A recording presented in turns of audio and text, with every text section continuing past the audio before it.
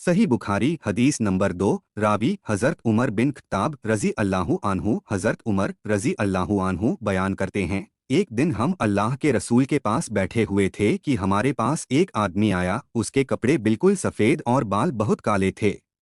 उसमें सफ़र की कोई निशानी नहीं थी और हम में से कोई उसे पहचानता भी नहीं था। वह आकर नबी के सामने बैठ गया। उसने अपने घुटने नबी के घुटनों से मिला दिए और अपने हाथ नबी की जांघों पर रख दिए और कहा, ऐ मुहम्मद, मुझे इस्लाम के बारे में बताइए। रसूलुल्लाह ने फरमाया, इस्लाम यह है कि तुम गवाही दो कि अल्लाह के अलावा कोई इबादत के लायक नहीं और मुहम्मद अल्लाह के रसूल हैं।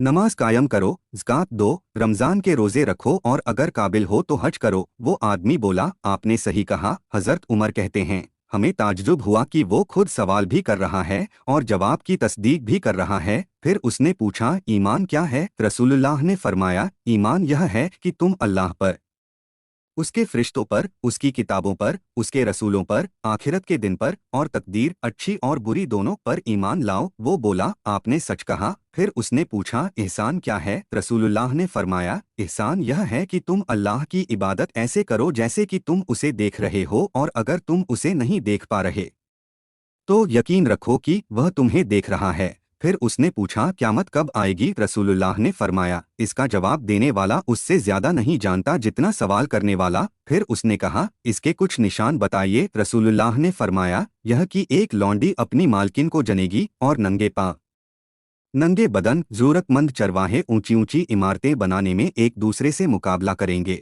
फिर वो आदमी चला गया। कुछ देर तक हम खामोश रहे। फिर रसूलुल्लाह ने मुझसे हज़रत उमर से पूछा, उमर, जानते हो वो कौन था? मैंने कहा, अल्लाह और उसका रसूल ही बेहतर जानते हैं। तो आपने फरमाया, वो जिब्रील थे जो तुम्हें तुम्हारा दीन सिखाने आए थे। इस हदीस से मिलने वाले सबक, इस्लाम के 5 स्तंभ, ईमान के 6 उसूल, इबादत में अल्लाह की मौजूदगी का एहसास, एहसान, इल्म हासिल करने का सलीका, क़यामत की अलामतें।